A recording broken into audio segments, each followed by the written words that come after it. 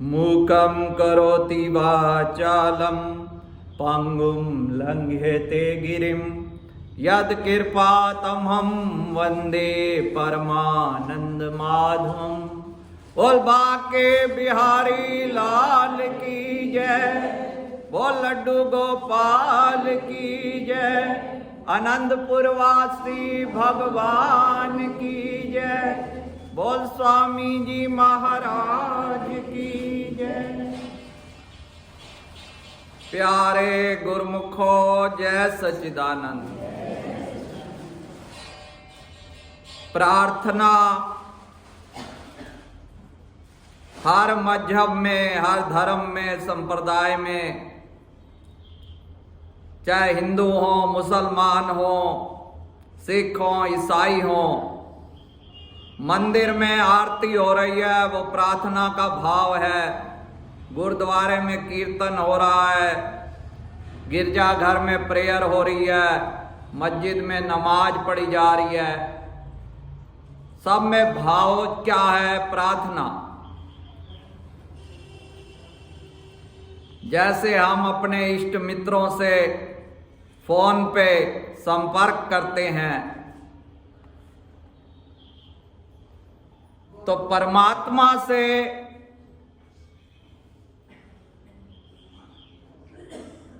आत्मा का परमात्मा से जो वार्तालाप है वो प्रार्थना के माध्यम से।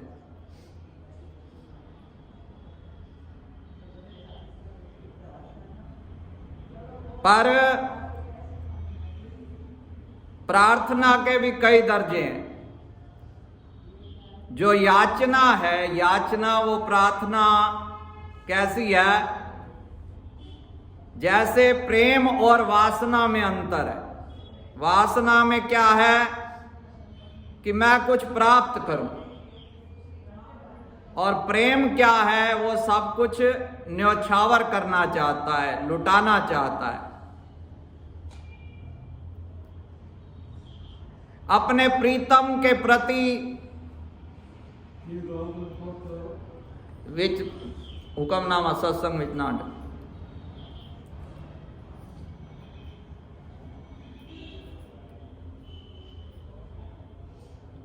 जीव जो है वो ये समझता है कि बस भगवान से कुछ मांगना ही प्रार्थना है।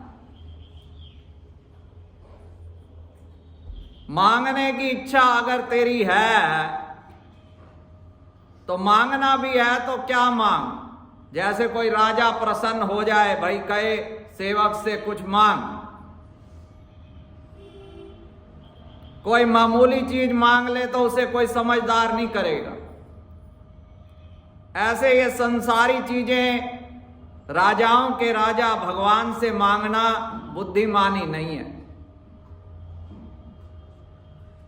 हाँ, मांगना है तो क्या मांगना है? बार बार वर मांगहूं, हर्ष देओ श्री रंग, पद सरोज अन पायनी, भक्ति सदा सत्संग। भक्ति,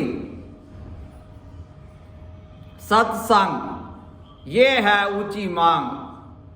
भगवान जी से जो ये मांग ले, फिर उसकी मांग, उसकी याचना, वो याचना से ऊपर, रिक्वेस्ट से ऊपर, प्रार्थना का जो सबसे ऊंचा भाव है वो है आरती। आरती का क्या अर्थ? प्रेम में आ जाना। आरती, आर्त भाव हो जाए।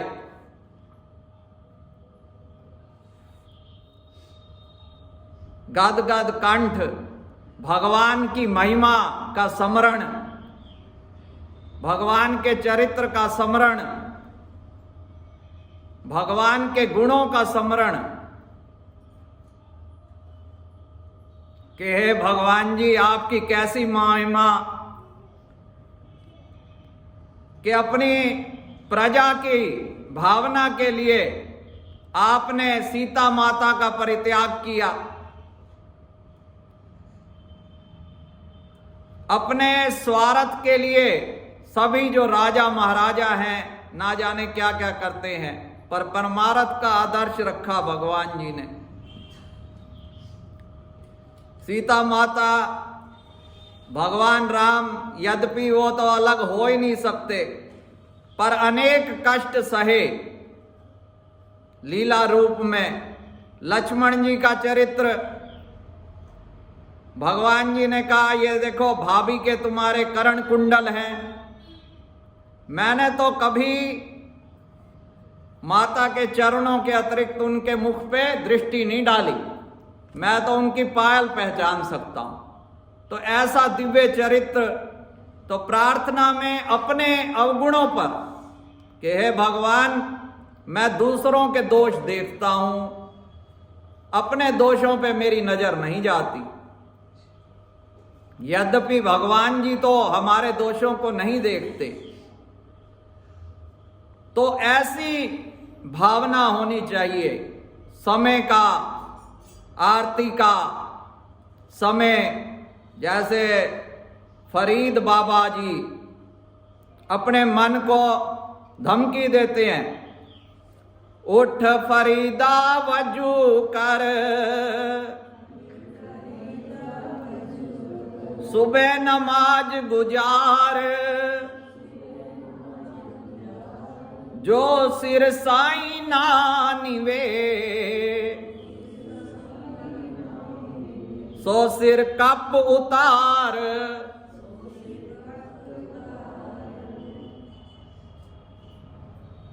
के फरीद उठ, अपने आप को कह रहे हैं वजू कर। वजू का क्या अर्थ है? पवित्रता कर। अंदर बाहर की पवित्रता। एक होती है स्वच्छता, स्वच्छता है बाहर की, हाथ पैर धोना, और पवित्रता का भाव है भाई अंदर की भी पवित्रता, बाहर की भी। फिर अपना हृदय में जब पवित्र हृदय हो उसमें भगवान को बिठा और अपनी जो प्रार्थना है वो कर। अब ये बाबा फरीद जो थे, ये छोटे से थे, तो कहते हैं ये बच्चा बड़ा शैतान था। तो इनकी माता जी ने, इनको खजूर बड़ी अच्छी लगती थी, तो इनकी माता कहती कि तू नमाज पढ़, अल्लाह ताला तेरे लिए खजूर भेजेंगे। तो वो चुपके से इनके आसन के नीचे खजूर रख देती।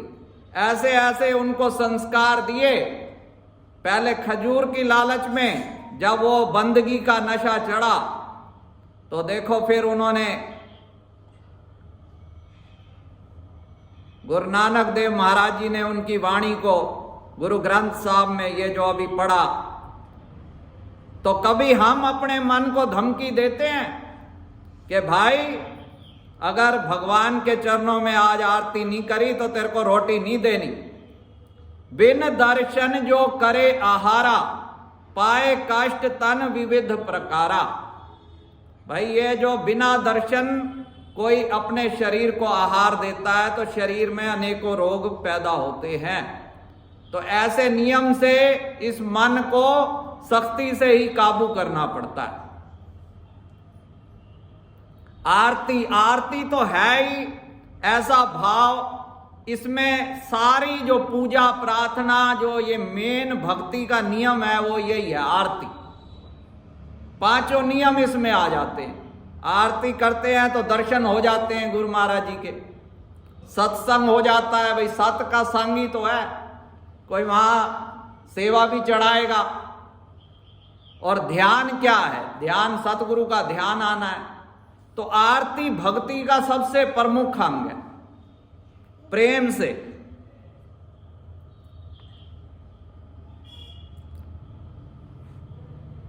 अब भीलनी थी, अब उसे कोई मंत्र नहीं आते थे। आरती में एक ये भी है कि भाई कोई कहे मैं अनपढ़ हूं, या मैं कोई कहे भाई मैं गृहस्थी हूं, ग्रस्त में रहता हूं, समय नहीं मिलता, ये है वो है। तो वो कहते हैं भगवान जी कितने दयालु हैं। भीलनी भगवान श्री राम से कह रही है, अधम ते अधम अधम अति नारी, तिन में मैं मति मंद अघारी। भीलनी कह रही है कि मैं अधम नारी हूं, मतिमंद हूं। तो भगवान जी क्या कहते हैं, कहे रघुपति सुन भामनी बाता, मानहु एक भक्ति करनाता। कि मेरी बात सुन, मैं तो केवल एक भक्ति का संबंध मानता हूं। अब भामनी कहते हैं सुंदर स्त्री को, और भीलनी जो थी, भीलनी काली कुटुल सी, ना रंग था ना रूप सी, पर भगवान को प्यारी। भगवान की दृष्टि में कौन सुंदर है? जो भक्तिवान है। भगवान इसलिए कह रहे भामनी बाता।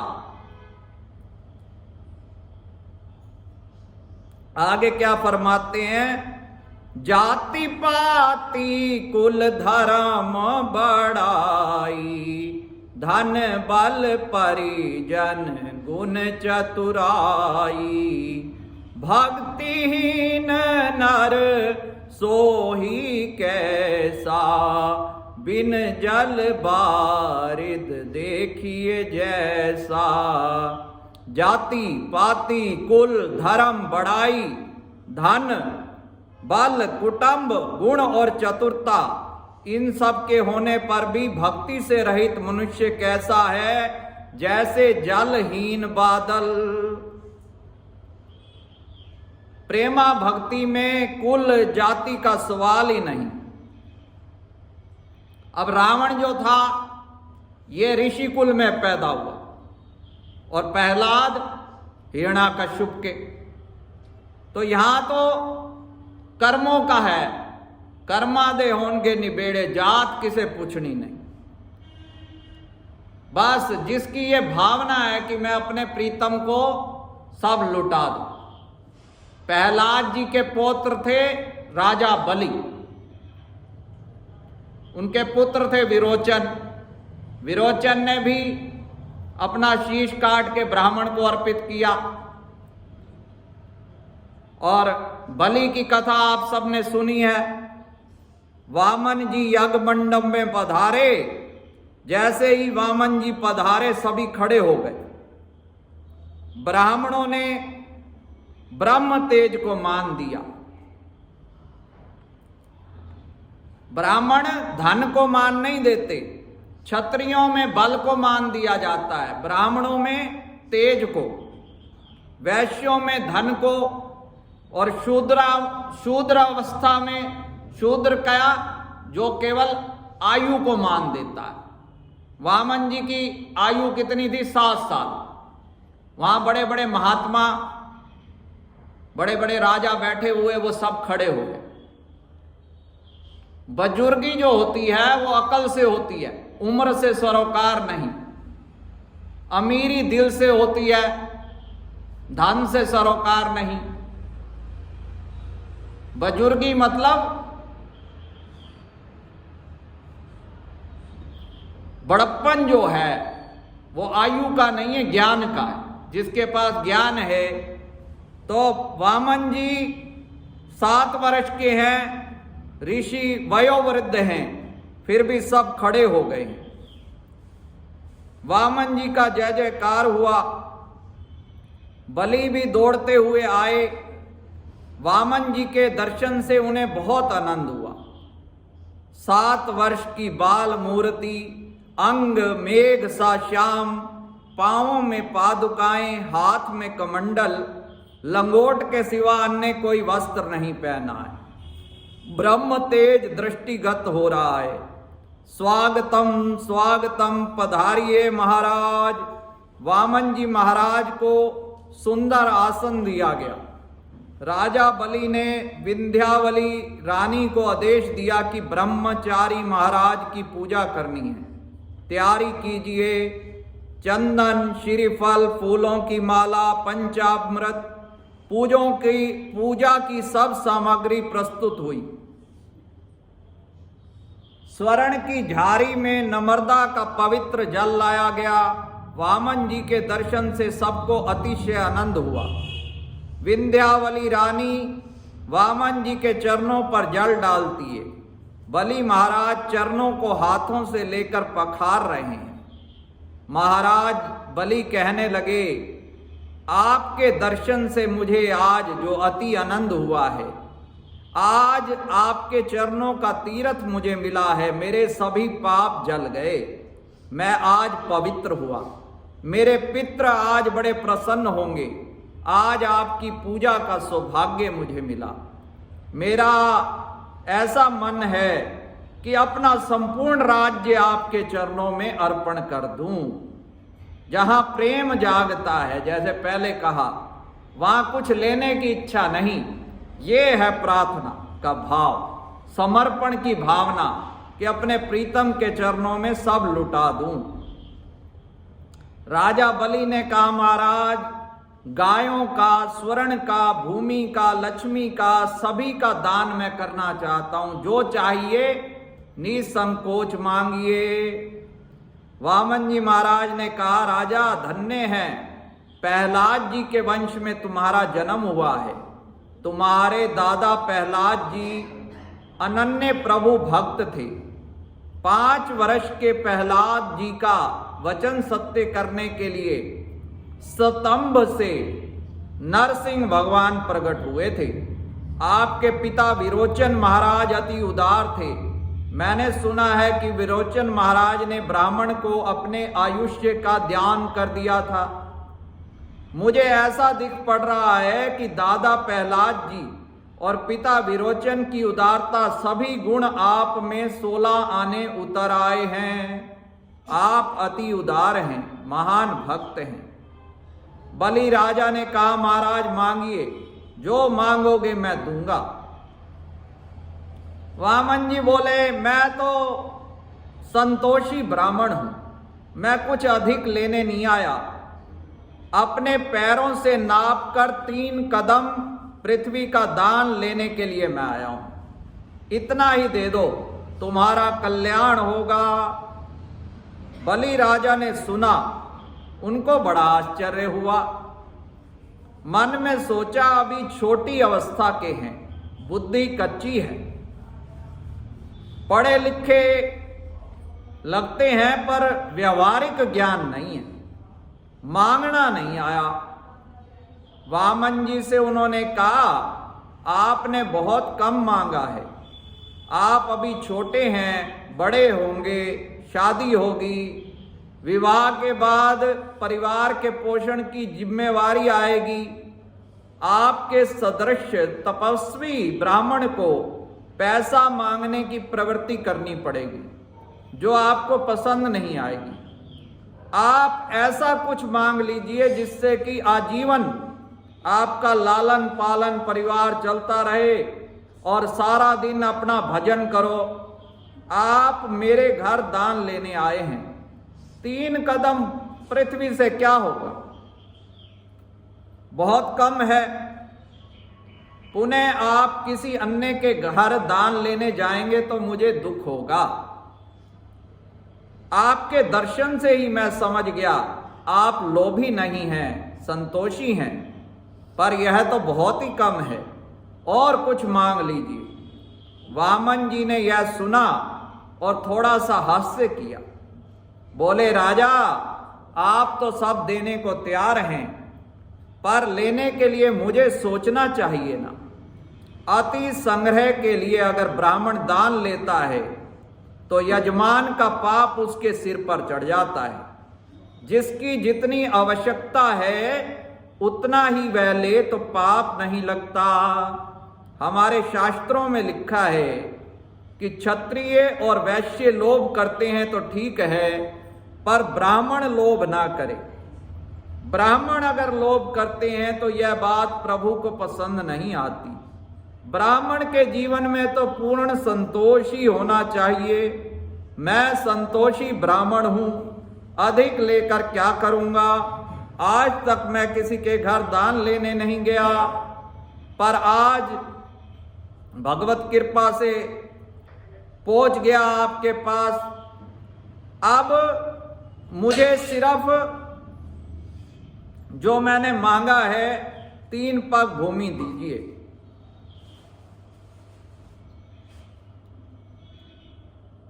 तो महाराज वामन महाराज ने जब कहा कि मुझे तो 3 पग भूमि ही चाहिए, तो राजा बलि संकल्प करने के लिए तैयार हुए। तो उनके गुरु शुक्राचार्य ने सावधान किया कि महाराज रुकिए, जल्दी मत कीजिए। वो उनको व्यवहारिक ज्ञान देते हैं कि दान जो है 10% करना चाहिए आय से।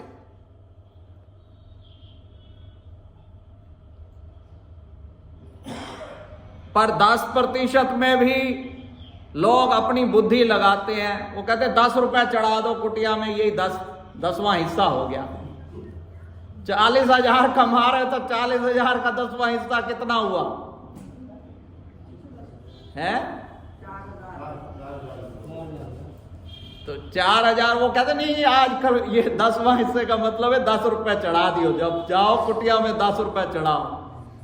एक अगर 10 चढ़ाएगा तो बस लाइन फिर 10 की लग जाएगी। वो सोचेंगे भाई 10 की रीत है तो 10 रुपए चढ़ाओ, देखादारी।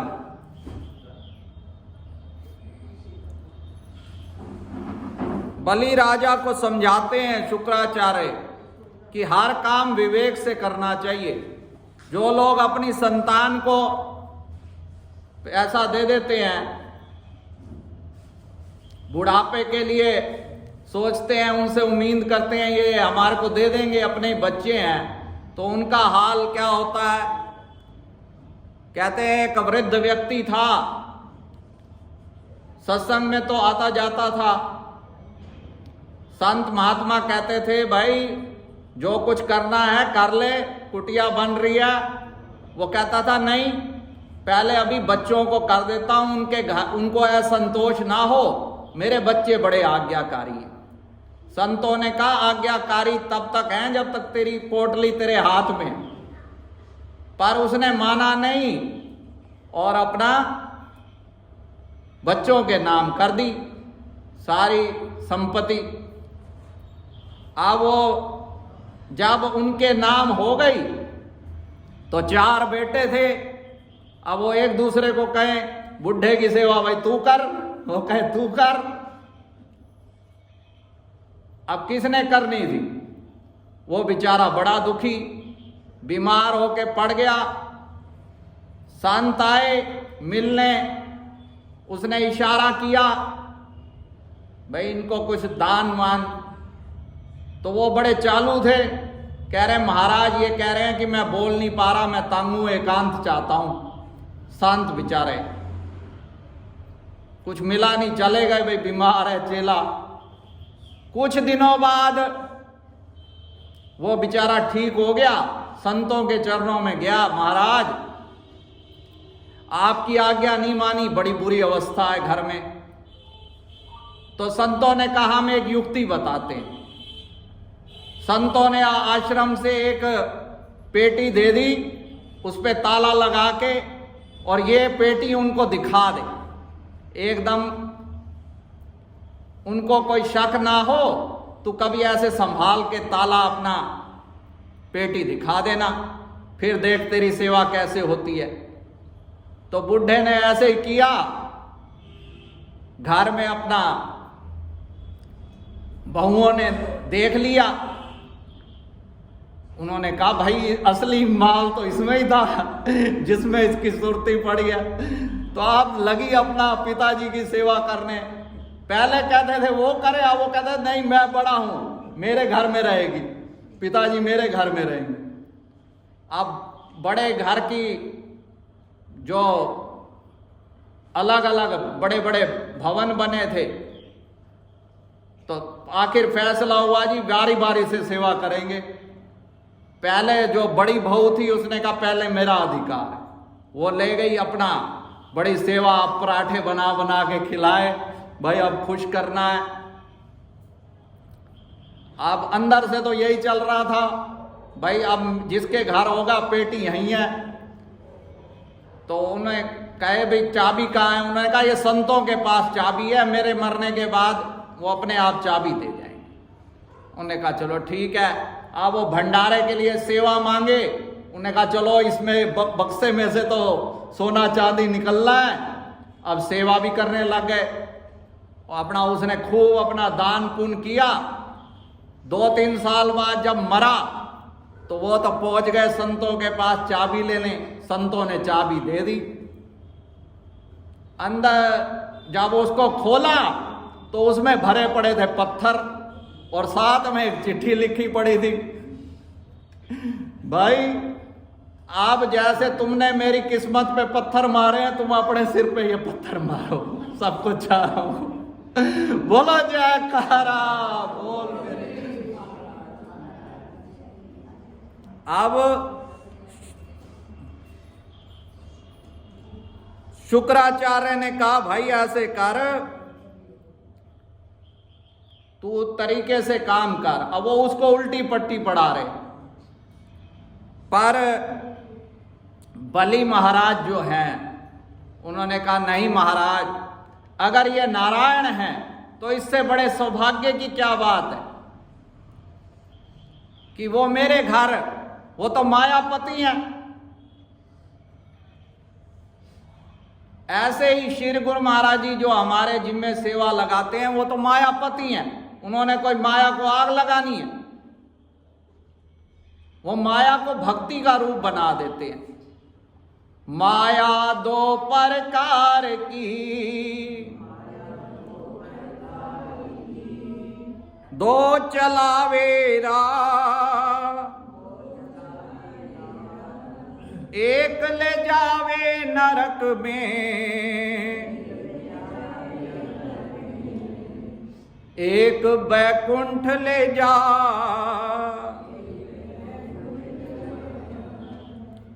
बलि कौन है? ये जीवात्मा ही बलि है। वामन जी महाराज परमात्मा है। ये जीव जब प्रेमवान होता है, जब इसमें भक्ति होती है तो भगवान परमात्मा आंगन में आते हैं। बलवान होती है जीवात्मा जब उसके अंदर भक्ति का बल आता है। जिसका प्रेम बल बढ़ गया वही बलवान है। द्रव्य बल, बुद्धि बल, ज्ञान बल, शरीर बल सबकी जब हार हो जाती है तब प्रेम बल बढ़ता है। यानी जब अहंकार खत्म हो जाता है तब प्रेम आता है, और जब प्रेम बल बढ़ता है तभी परमात्मा की सच्ची प्रार्थना होती है। शरीर में जो शक्ति है वो शुक्राचार्य वही समझाता है।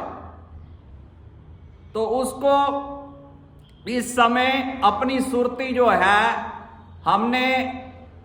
हमारा जो उद्देश्य होगा प्रार्थना का, भाई भगवान से हमने क्या मांगना है, जो शुरू में कहा भक्ति की मांग। भक्ति जो है वो परमात्मा की शक्ति है।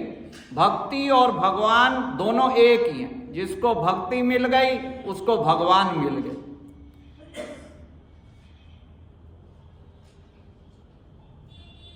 वामन शब्द का अर्थ एक होता है ठिगना। यह जीव जब ईश्वर के साथ अतिशय प्रेम करता है तब वे 4 कदम 2 कदम नहीं मांगते परंतु 3 कदम मांगते हैं।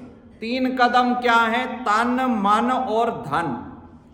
प्रभु की सेवा में शरीर को कष्ट दीजिए, शरीर को बड़ा सुख ना दीजिए, शरीर से लाड ना लड़ाइए।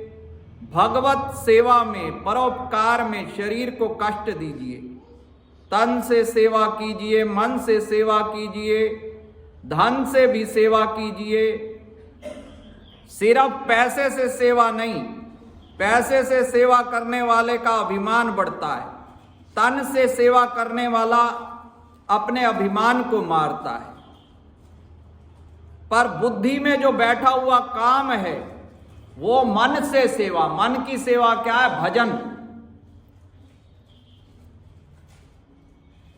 राधा स्वामी मत में एक बात बहुत जोर दे के बोली जाती है कि सबसे बड़ी सेवा जो है वो नाम जप ही सेवा है। जैसे मैंने कहा प्रार्थना जो है इसमें 5 नियम आ जाते हैं, इसी तरह वो ज्यादा नाम पे सुरती जो है हमारी, क्योंकि अगर हमारी सुरती बाहर नहीं निकली, सारा ये जो कुटिया बनानी है, अब 9 सेक्टर कुटिया बना रही है, बिल्डिंग बनाना उद्देश्य नहीं है महापुरुषों का।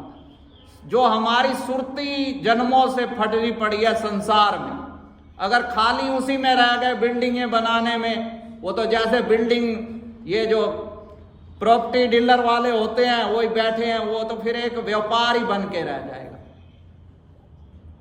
असली जो है हमारी सुरती जब चरणों से जुड़ी, वही असली प्रार्थना हुई। अब भगवान ने 2 पग में दोनों तीनों लोग नाप लिए, अब तीसरा पर कहां रखें?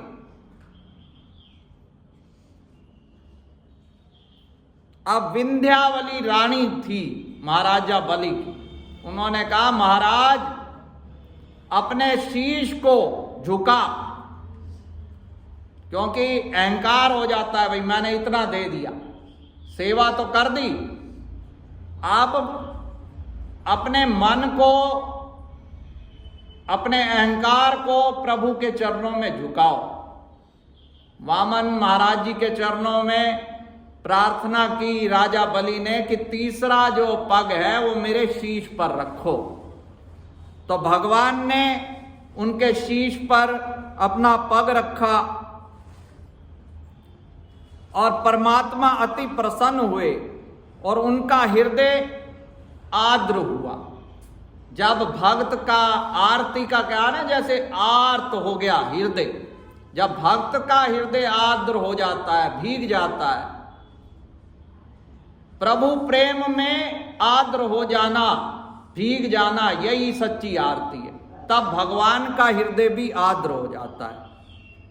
परमात्मा ने बलि राजा से कहा, स्वर्ग का राज्य मैंने देवों को दिया है, पाताल का राज्य मैं तुम्हें देता हूं, तुम पाताल पर राज्य करो, तुमने सर्वस्व अर्पण किया है, मैं तुम्हें क्या दूं? आज से मैं तुम्हारे द्वार पर पहरा दूंगा।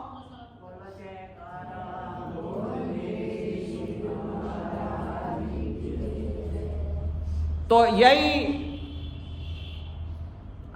हम भक्त भी यही चाहते हैं कि भगवान की प्रसन्नता हम पर उतरे, तो उसके लिए फिर वही करना पड़ेगा। पहले दाता शिष्य भया, पहले दाता हमें बनना पड़ेगा, जिन तन मन अर्पण कीन। गुरु परमात्मा बाद में दाता बनेंगे। पहले सुदामा जो कुछ भी था, थोड़े बहुत चावल थे, वो दुख में तो पहले भी था, पहले क्यों नहीं गए भगवान? जो भी था पहले उनने दिया तो उनको फिर अनंत गुना मिला। प्रार्थना जो होती है, हमें ऐसी सकारात्मक ऊर्जा, साहित्य में यह लिखा गया, वो सकारात्मक ऊर्जा क्या है?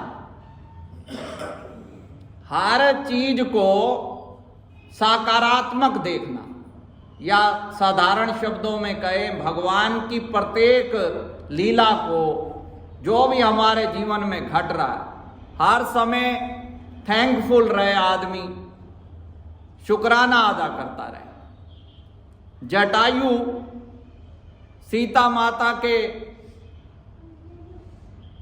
जब रावण जी लेके जा रहा था, तो जटायु को पता था कि मेरी इतनी शक्ति नहीं है, पर उसने कहा कि जब तक मैं अपने कर्तव्य का पालन करूंगा, जब तक प्राण है। तो रावण ने आताताई था, दोनों पंख काट दिए। तब लोगों ने कहा, भाई जटायु को तू तो बड़ा राम राम करता था कि राम जी आए तेरी रक्षा के लिए, दोनों पंख कट गए। ऐसे ही संसारी लोग होते हैं, कोई गुरुमुख के घर कोई कष्ट आ जाए उसको भड़का देंगे, तू तो इतने दिन जाता है, गुरु महाराज जी तेरी क्या कर रहे हैं रक्षा, तू तो बीमार पड़ा है, तेरे को ठीक नहीं करते, तो बता। तो वहां पर सकारात्मक ऊर्जा, जो सकारात्मक भाव, वो है जटायु के अंदर।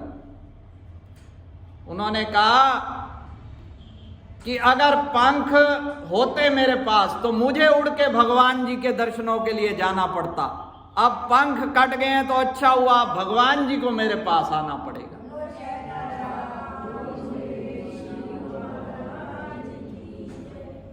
गीध अधम आमिष खग भोगी गति दीनी जो जातत योगी, जो योगियों को भी गति नसीब नहीं होती, महाराज दशरथ को भी वो सौभाग्य नहीं मिला जो जटायु को मिला, क्योंकि भगवान ने स्वयं अपने हाथ से उसकी अंत्येष्टि की। तो किस लिए? उनकी ऐसी भावना थी। भगवान जो है भाव के वश है। तो अगर हम ऐसी प्रार्थना करेंगे तो हमारे ऊपर भी भगवान जी कृपा करेंगे, और हमारे जो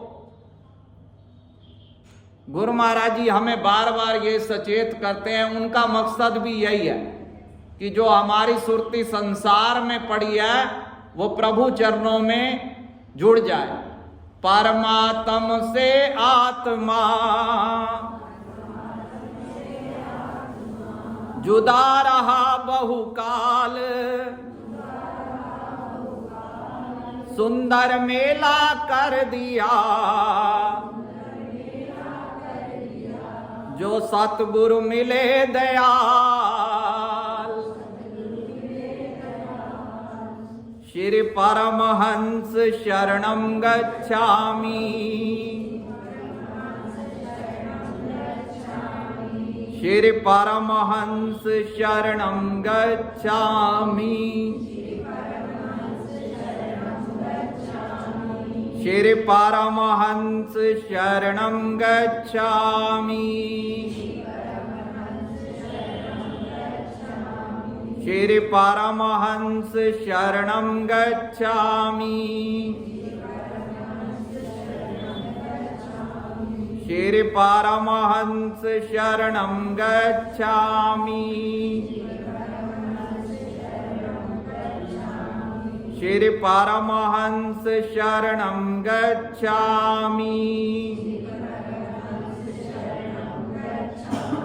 श्री परमहंस शरणं गच्छामि, श्री परमहंस शरणं गच्छामि।